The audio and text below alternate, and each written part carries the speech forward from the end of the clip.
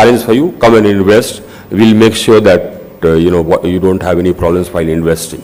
We have taken care of the challenges which would have deterred you. One challenge was viability. We've taken care of that. And we have taken care of that in a way that addresses not only the payment of current dues, but also the payment of legacy dues. We brought down the legacy dues to almost about 50% of what it was. And in fact, we intend to wipe it out in about maybe 8-9 months. It will be wiped out, all the legacy dues. And the current dues are being paid up to date. So the viability problem has been addressed. As I said, we have transformed the sector. The losses of the DISCOMs have come down from 22% to 17%. And next year, I want the loss to come down to less than 15%, and it will happen. Why? Because people used to think it's very difficult to transform, make any interventions in the power sector. And it is very difficult, because over the years, the power sector has been politicized. You have some short-sighted politicians who go around asking for votes by saying that I'll give you power free. Of course, the poor, people don't understand that there is no such thing as free power, and that when somebody says that he's giving you power free, what he means is that you don't pay for the power you consume, but you pay more taxes, because the taxpayer who is bearing the brunt of the free power. So he doesn't tell you that, but he promises free power, he promises freebies, and thereby make sure that the liability, the sector, the vulnerability of the sector gets increased. But we put in place a system which will ensure that the sector does not become vulnerable, because now we made a connection. We said that if you don't pay on time, the electricity will get shut off automatically. There is no human intervention involved. So and this happens. The DISCOM does not pay for the power which it has consumed, the power shuts off. And hopefully the coal department will also put in place a similar mechanism, so that if they don't pay for the coal, then the coal supplies also switch off. Now that is one of the challenges of democracy, so we have to live with it. Unless we have leaders who put their own immediate lust for power below the welfare, long-term welfare of the state or the country, unless we have leaders like that, or unless the leaders who place populism and who place getting votes more important, as more important than the welfare of the state, and unless the people get more educated, this challenge will continue to confront us. We need to put in place systems which will take care of these challenges. But that, as I said, that's a challenge which we have met and will continue to meet. So there is no problem in investing now in the power sector. And the investments have started coming. People have realized that. In fact, the many assets which went to NCLT, the rate at which the capacity was bought raised from 1.5 crores per megawatt to 2 crores per megawatt. Now I believe the going rate is about 6 crores per megawatt, and I think that's the right place to be. And I don't see any capacity going to NCLT now. Why? Because the demand is burgeoning. And in fact, more and more people now want to sell in the exchange rather than get into a long-term PPA, which is a clear reversal of what used to be the trend earlier. We held bids for aggregating capacity on the basis of medium-term PPAs. There were very few takers. People wanted to sell in the exchange. So the market is grown, market is growing, the demand is grown, the demand is growing. Now we come to the topic of net zero. And as I said, despite the fact that our per capita emissions are one of the lowest in the world, we are a world leader in energy transition. Apart, of course, from the fact that we've transformed the power sector, we've also emerged as a leader in energy transition.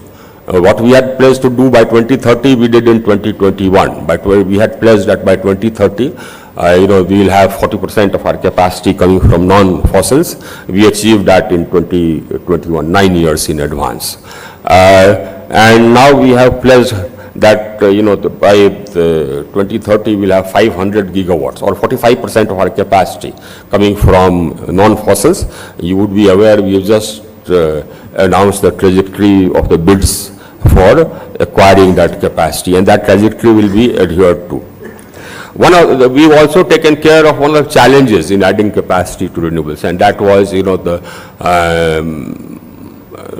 some reluctance on the part of SCRC, state regulatory commissions, in laying down renewable purchase obligations which were commensurate with the renewable purchase obligations of the Government of India. Now we've taken care of that. And the amendment which we brought in the Energy Conservation Act has a provision for mandatorily laying down trajectories for transition, and we are going to issue the RPO under that. So if any, now the SCRCs cannot set any separate trajectory. This is a trajectory which will be under law. And, if they don't follow that trajectory, the fines are heavy, they are huge. So there is no question of they are not following it. Now it makes sense.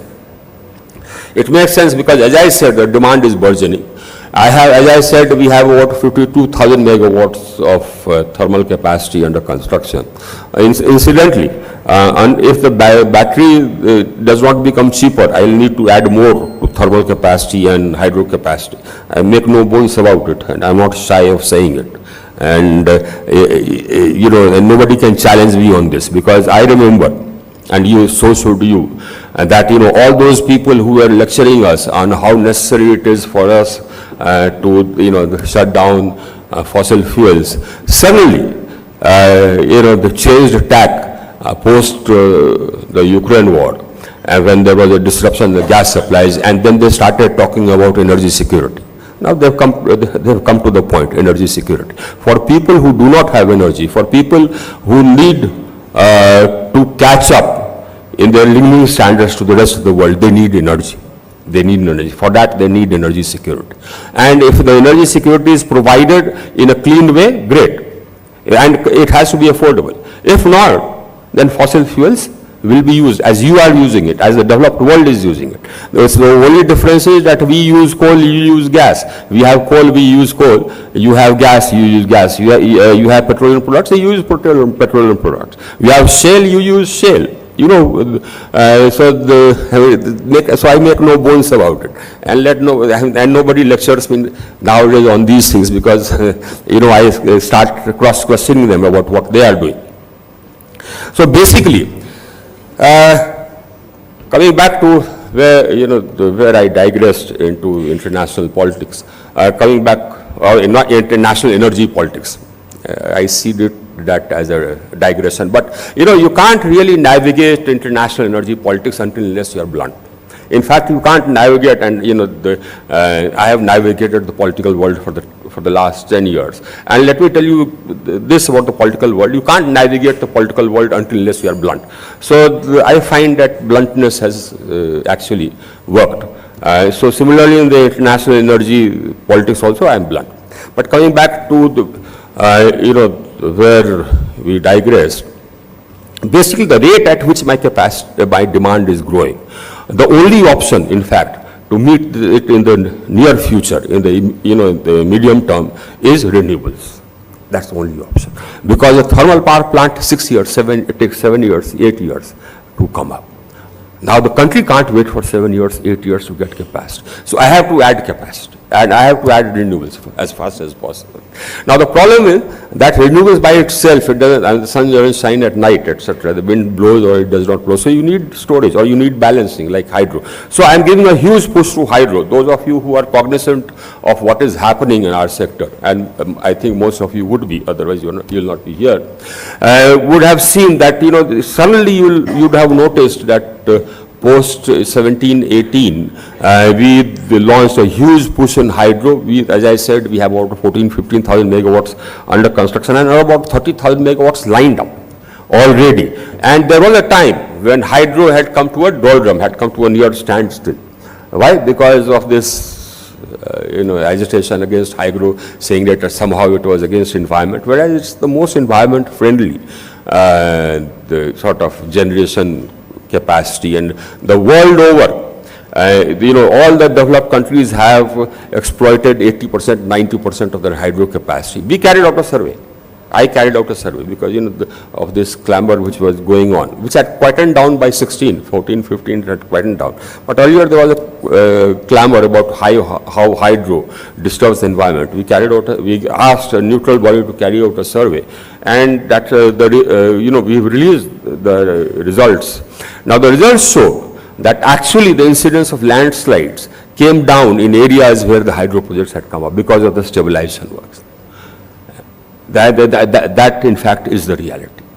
That where hydro projects came up, the greenery increased and the slopes, etc., stabilized. So that's the reality. But so we have started hydro, and we need storage. And I said the storage is expensive, and we are leading the drive to bring the prices down in two ways. One, of course, is setting up capacity. So there was a PLI for storage. Now we want to come up, I've been pushing the government to come out with another PLI for grid scale storage, and by creating demand. So now the RPO also has a requirement of storage. We put it there.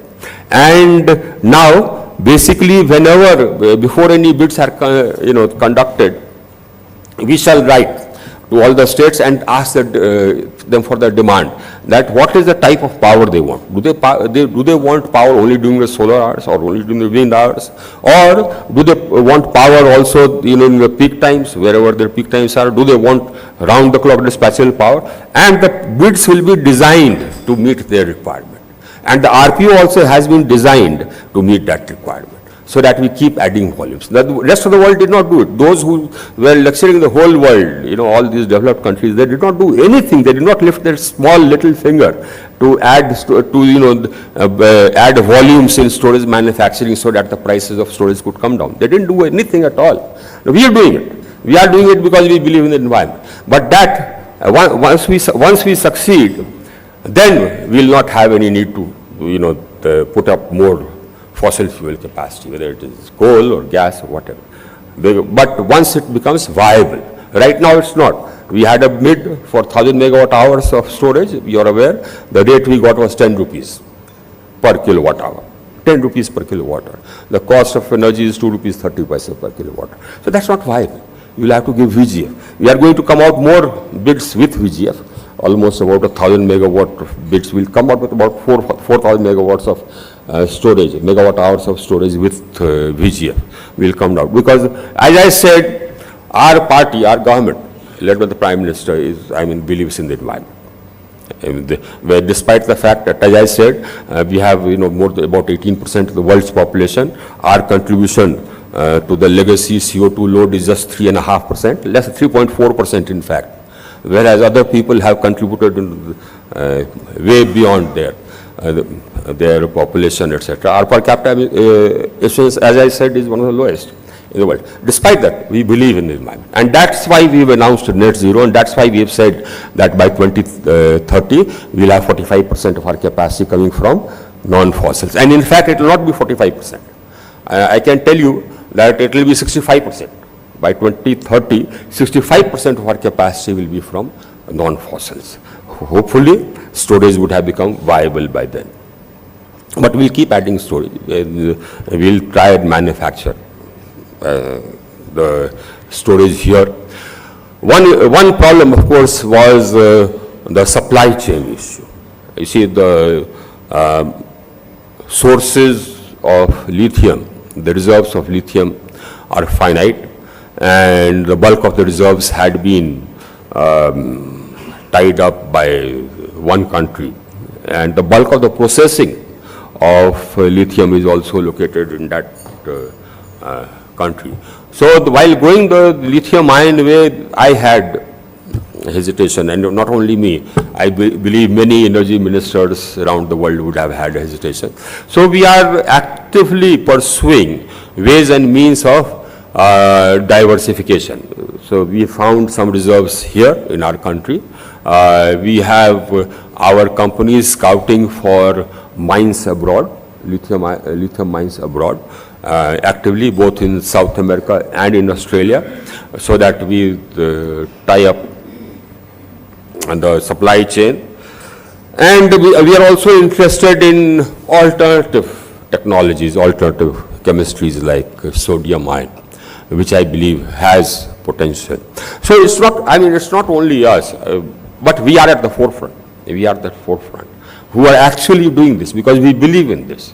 We believe in this. We are actually doing this because we believed, and we actually launched the green hydrogen mission because we believe in the environment. And we are a forerunner.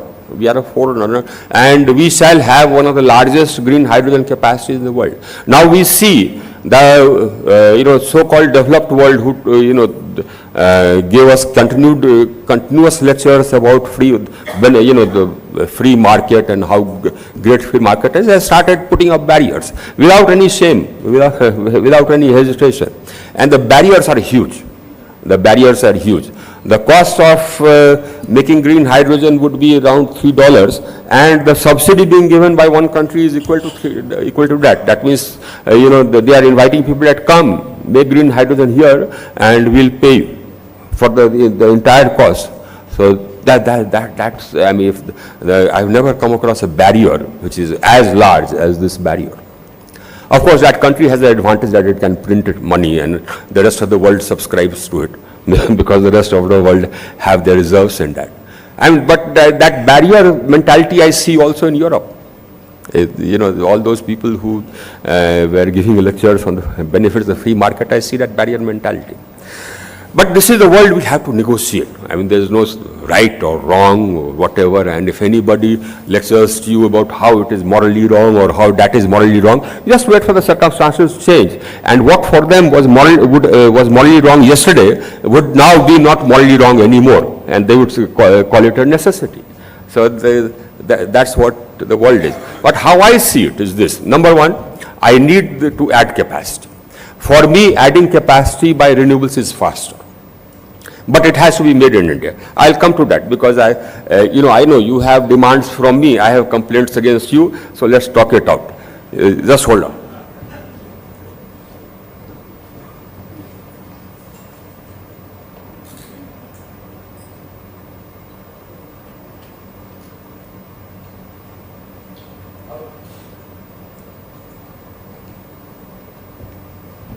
So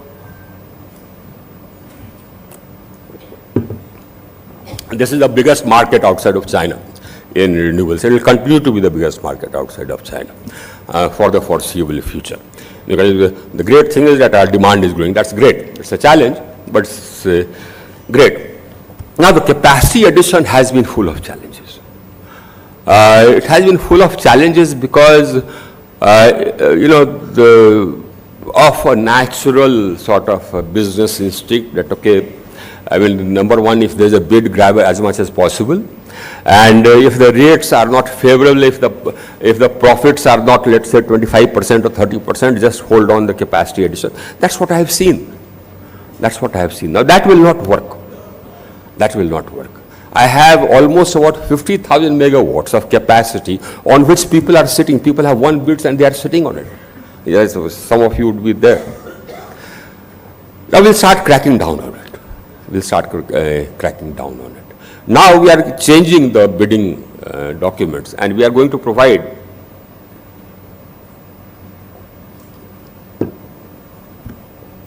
that if you fail to meet your SCOD once, of course your BG will be encashed and all that, but you will not be able to bid for 1 year. And if it's the first time, after you do it a second time, you will not be able to bid for 5 years. So that's what I am going to put in. So, failing in SCOD, unless and until you have good reasons, failing in SCOD will not be healthy, unless if you want to continue in business. So that's what I am going to put in. So when you bid carefully. I mean, bid with total foresight and calculation and deliberation, instead of just going out and grabbing capacity. There's enough capacity. There's huge capacity. Now the payment security is also there. And you have 3 layers of payment security. So payment is no issue. Demand is no issue because I have made that mandatory. I have solved all your problems. And I have solved all your problems in a way you would not have imagined. Could you have ever imagined somewhere, a world where the renewable purchase obligation was obligatory? You could not have imagined it. Now it's obligatory. So any capacity you set up, we'll sign the PPA the day we give the LOA, because it will be sold. Nobody will bother about, buying, no DISCOM will bother about waiting till the price comes down, because we are going to have a uniform price. It will be a rolling price. So the first mover, those DISCOMs who buy in advance, and later on they repent that, okay, I bought solar at 240, whereas now look, it has come to 225, won't happen, because now it will be a one tariff which will be a rolling tariff. So the DISCOM does not suffer. You do not suffer, you get the PP on the first day. Another thing which we have done is that we have said that, there was this absurd notion, which is not written down anywhere, but that's how our mind works, that's how human mind works. There is this absurd notion that, we will start acquiring land only after, winning a bid, or we'll start taking preparatory action only after doing it. Why?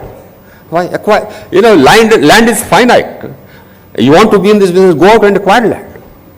And even if you have ready-made, if you participate in a bid, it doesn't matter whether if you have ready-made capacity. In fact, you have an advantage. Those who have a ready-made capacity or ready-made land, ready-made connectivity, have an advantage, have a major advantage. The other person has to, your competitors will have to go around and search for land. You already have the land. And the bids are going to come. As I have already said, we have announced a trajectory. And you can offer any untied capacity in a bid. I'm not saying that the capacity has to be set up from scratch after you win the bid. No. If you have untied capacity, go ahead and offer it. And you will, if you are giving me ready-made capacity, I'll give you that 2 years extra. So you will get paid for 2 years more than the person who sets it up in the next 2 years. So that's the advantage. If you want me to increase that advantage, please say so. I will increase that advantage, because I want ready-made capacity. As I said, no target is actually too big. I have never considered any target too big. 500 gigawatts is not too big. I'm going to crack it straight away. Right? So start doing it. Have capacity. You will be able to sell. And I'll get ready-made capacity. Another thing which I have done, which I have now, you woke up so late. I came out with an earth-shaking rule which said that you could set up capacity anywhere by yourself or through an open, through a developer or whatever, and get it from anywhere and sell it wherever. And I'll give you free, free transmission. It's only after I wrote also to all of you, and then I had a video conference, etc. But it's only now that I have seen people gathering. Just imagine, if you are buying, here is industry buying electricity. Just imagine, buying electricity at 8 rupees per unit, 9 rupees per unit. And you can give it electricity at, let's say, 3 rupees per unit or 2 rupees 50 paise per unit. Everybody will come to you. I have 70,000 megawatts of, the fossil fuel captive in the country. 78,000 actually. Now all that should be replaced by renewables. And renewables with storage will still be viable, especially the pumped hydro. Pumped hydro won't cost you more than 4 rupees 50 paise per kilowatt hour or 4 rupees per kilowatt hour. And I have another about 30,000 megawatts of pumped hydro coming up. So we, despite the fact, get this clear, and let the world get this clear. Now, despite the fact that we have so many barriers put up and things like that, we will become a champion in green hydrogen production also. So and we'll have many more states going green. And despite the fact that you put barriers saying that the carbon tax or whatever, we shall beat all that, and we shall reach our target. Despite the fact that, as I said, our per capita emissions are one of the lowest, we shall continue to be the leader in energy transition. We shall continue to be the leader in energy transition because we believe in it. We believe in it. Now, I want you to go out and make sure that the industry starts buying renewables. It is much cheaper. And I have put it in rules. So if any DISCOM or a CRC hesitates in giving you open access, just send us a letter. nothing else. And the concerned officer will get penalized. You see, that's how law works. The law does not act against institutions, no. The law acts against the officers manning those institutions. So if I, as Secretary Power, let's say if the power Ministry of Power does not follow an order passed by a High Court or a Supreme Court, the content will not be against Ministry of Power, it will be against Mr. R.K. Singh. So I make sure that the court orders are followed. Similarly, if some CMD of a DISCOM or head of an SCRC does not grant you open access within the time limit of 15 days, just write to me. It will be the head of the SCRC or the CM of the DISCOM who will be penalized in person. And once, some officer is penalized, thereafter you will see everything falling into place. So, number one, I need capacity, so I am going to add capacity. Number two, there is a huge world open for you in open access. The whole commercial and industrial sector is open to you for open access. I mean, imagine coming out with a rule like that. And the DISCOMs accepted it. I circulated it for comments. The state governments accepted it. That, and then the green hydrogen. Now, green hydrogen, we have the lowest cost of production of renewable energy in the world. My cost of producing solar is about $600,000, that's it. And that's almost about 4.5 crores per megawatt. So my green hydrogen is going to be the cheapest. But I can't really contend with countries who give us 100% subsidy. And I can't even go to WTO because I believe that there is no bench existing in WTO. I mean, there is no judge existing in WTO. Now, how do we cope with that is something which we have to worry about. We also, how do we cope with protectionism all around? That is something which we have to worry about. I need green hydrogen for transition myself, which we shall do. Now, what we are importing, gray ammonia for making fertilizers, we shall replace with green ammonia made in India. Similarly in steel, we are importing coke. We propose to replace that gradually with green hydrogen, green ammonia, etc. So we need a lot of it, but we also want to be able to export. So the fight against protectionism will have to continue, and we will have to talk against this protectionism in any fora which is available to us, and we have to shame them into going back to what they were always preaching, and that they were preaching about the open markets and things like that. There is one thing more which I want to share with you. One, of course, is and that is primary. One is that we want to make in India. So we came out with 2 bids, PLI, for making cells and modules from polysilicon upwards, and a lot of capacity is coming up.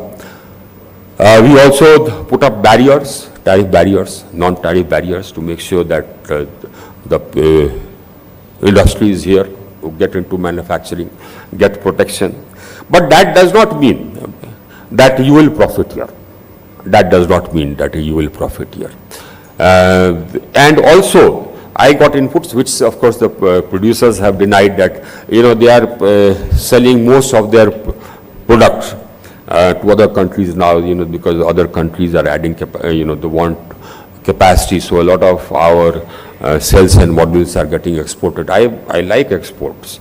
I mean, our country likes exports, but we also need the cells and modules here for the capacity I want to set up here. So that is again something. Hopefully this is a interregnum. This is a sort of a phase till our capacity comes up. Once our capacity of about 50 gigawatts comes up, then that will meet whatever requirement we have. Similarly in wind. In wind, my information is that most of you manufacturers are actually exporting all your product. Now, as I said, export is good. I got a suggestion that maybe we can sort of mandate that at least 50% of your product has to be sold in India. I'm toying with it, but I don't really want to do it. I really want the capacity to come up. I want the capacity to expand. So the demand is there, and I would urge you to come out and meet it.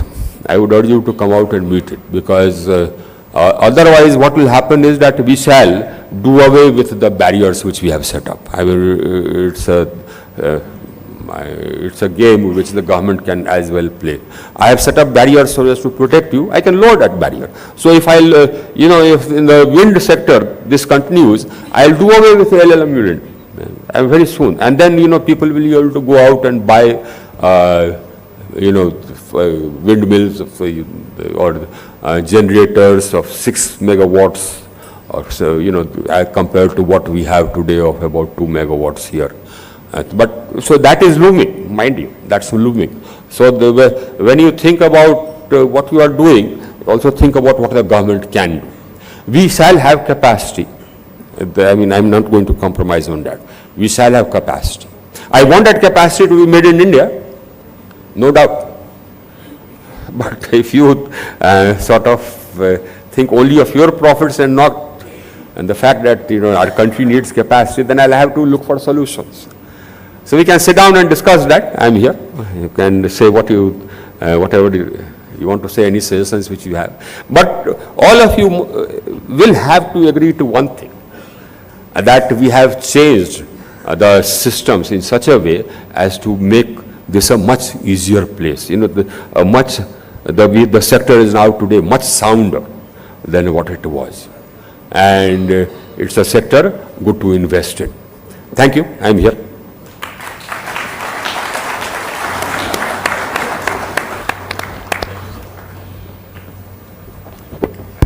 Thank you, Honorable Minister, for those very explicit comments, very candid, very clear. I think you set out your priorities very, very clearly. You mentioned that availability is the most important thing, and if you have to add more fossil power in case clean energy is not available, you will do that, because availability and affordability is the first thing.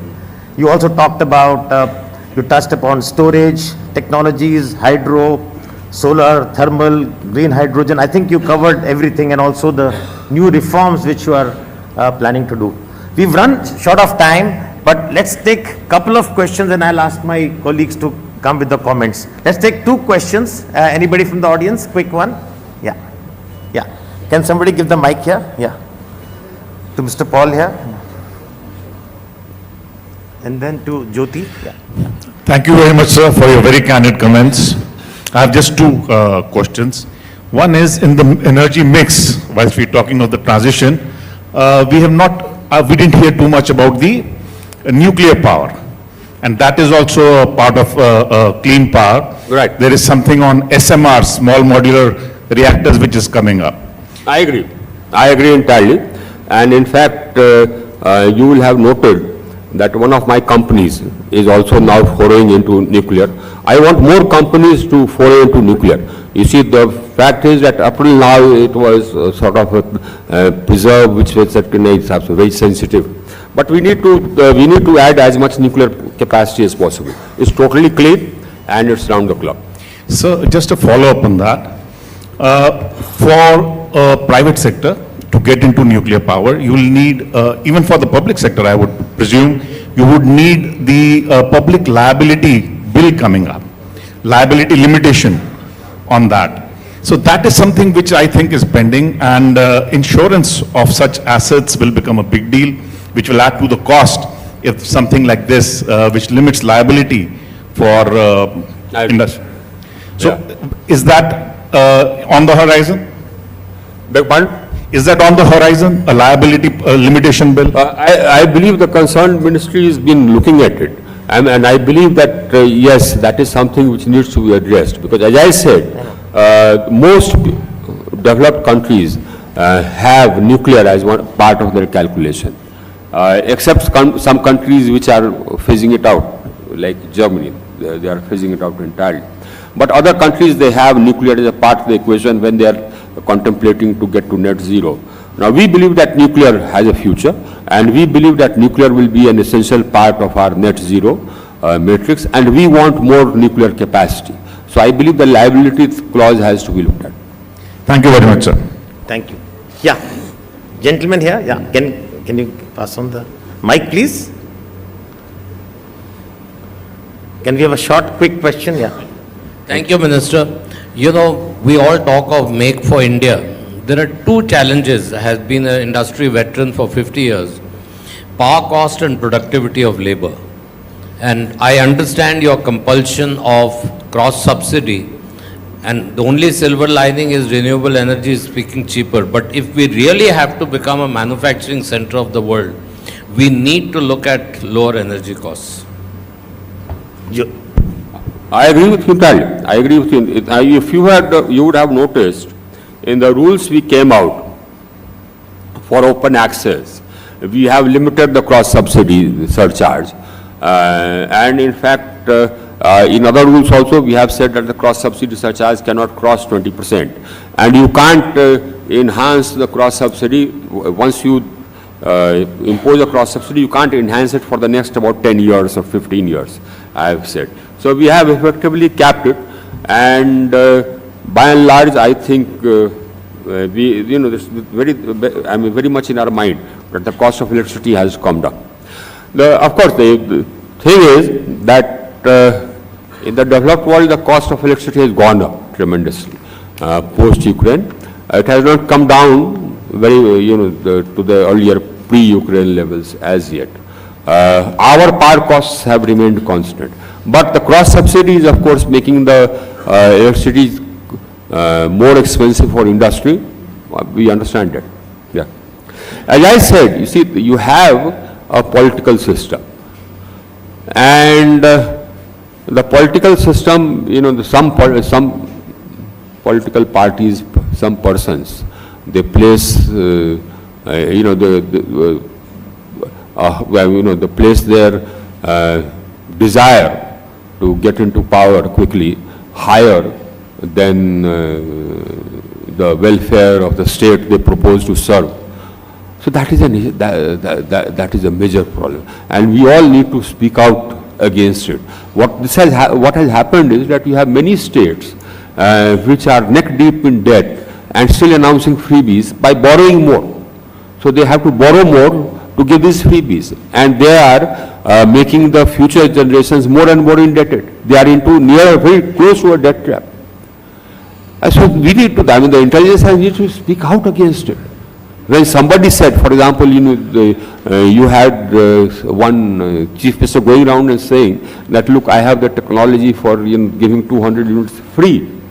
Now, there is no technology involved. All that he is doing is borrowing money because all the taxes, you know, typically the tax receipts of a state are only about 25% from its own sources, 75% is the central share of taxes, and all the tax receipts go into making payments for salaries, pensions, interest payments, and you know, the principal payment taxes. In fact, principal payments cannot also be serviced because their revenues worked out, their revenues meet only these current liabilities, are not sufficient to meet the current liabilities.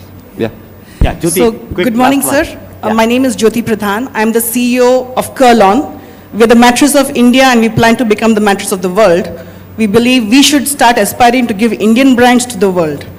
So when we hear about the future frontiers, today we are trying to cater to the global consumer. And the consumer today is looking at carbon footprints, how much of fossil fuel that is being used at the manufacturing level, and that is creating a decision at the purchase point whether to choose this product or not. So that is the reality with which we are playing today. And if we have to play at the global level, what should we start doing together, private, public, government, partnership, country, where when we look at the World Economic Forum, India should be leading as the energy leader and creating a blueprint on clean green energy for the rest of the world. Yeah. So if we do that, what do we start doing right. today? Now, one thing you can note, please, and that is that the 25% of the electricity which you consume today is already green, because we have added 25% of our electricity is coming from green. Now, add that to your calculations, right? And gradually, by 2030, I think, the more than 65% in capacity. In energy terms, it will be near 50%, will be green. That is one. Green feedstock, that's why we went into green hydrogen. So you'll need to think about your feedstock as well. Electricity, we shall green. Despite this problem, challenge of storage, we shall green it. And there are some states, we are coming out with a scheme for states announcing dates for going green entirely. For example, Himachal wants to go green entirely. So we are coming out with a policy for that. So if Himachal goes green entirely, or some state goes green entirely, Uttarakhand, wherever, you place your manufacturing there, your electricity is fully green. So that will reduce your carbon footprint. So we have to meet this challenge. This is going to be the challenge. Can I go to Mr. Venkatesh from Managing Director of Vatsila? You have a comment here? Yeah, thank you. Thank you, Minister, for your inspiring words. And yes, we are on the right direction, and right plans are in place. Maybe I would like to bring in, 2-3 ideas, which we could jointly work together as from the industry perspective, I was in a joint working team with the B20, G20 last week, and there, a lot of developing countries are there in this, developed countries are there in this forum, We should be able to create a center of excellence, and that would be led by your ministry at least, to bring up this joint collaboration efforts, where we can learn from these developed countries and quickly gain our momentum on that. Second is the R&D efforts. Our country spend on R&D efforts is very low. Again, this could also help in joint funding through the different mechanisms which you can, and if we create some joint workforces, that would also bring in that. The third would be the financing and investments. My colleague Parag here would also comment there. There are lacking green funds, green bonds type of dimensions. How can we bring that and that perspective there? And then at the end, the whole mechanism need to be more economical, but the solution should have all sources of electricity, as you rightly indicated. But how are we preparing for that? Maybe a quick comment on that, and what are your thoughts on this would be very appreciated. We'll take Anil's all the 3 comments, sir. Yeah. And you can respond to them. Anil? I could say this. Okay. Parag? Yeah. Would you like to make some comment? Yeah. Sir, I would rather like to thank Honorable Minister for one specific thing, which is, sir, LPS rules. Sir, if that would not have been here, we would not have been sitting here as IPP. That is one single thing which I want to really specifically thank you. And sir, anyhow, you conduct sessions very regularly with the industry, so I will not repeat the points, but this is one thing which I wanted to say. So, like closing comments. Yeah.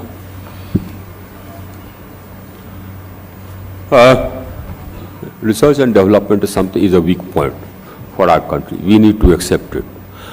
Now, the research and development needs to happen by a closer partnership between the government and the industry. That is how we are trying to shape it insofar as the power sector is concerned. We have a budget for R&D, so we are trying to shape it in a way that, there's a partnership. Right now, you can't have a separate laboratory working only in research. It has to be with people who make equipment, goods, etc. People who can bring this into the market. People who set challenges for the researchers. So it has to be a team partnership, the scientist, the engineer and the industry. They have to be together. And of course the need has to be felt. You have to look into the future. So that partnership has to be there. We have to build up this culture in our countries. That is one thing which actually holds us behind. Unless we do that, we'll not really forge ahead. And that also, goes to the root of the problem. And that root of the problem is the way we bring up our children, the way we bring up our engineers, and the way we teach them. We don't encourage them to question things, to go out and do things their own way. We sort of are very textbook based. I think that also needs to be changed. Partnership with the world, yes. As I said, we are already, insofar as power and energy are concerned, we are already one of the leading countries in the world, and will continue to be that. Investments are coming, I'm getting funds, money is no issue, but yes, we need, I think we need to launch our own green bonds. All my companies are getting funded from abroad, they all are able to raise money, funds abroad. So I do have no problems in getting investments. Any bid I hold, there's there's great competition. So I'm getting investments. But green bonds here would help, yeah. Great. Ladies and gentlemen, so we come to the end of the session with a very, very good, I want to thank the Honorable Minister, extend our gratitude from CII. We can clearly see he's a very candid, purpose-oriented minister, and you are all in safe hands. You can say that as a country. Thank you.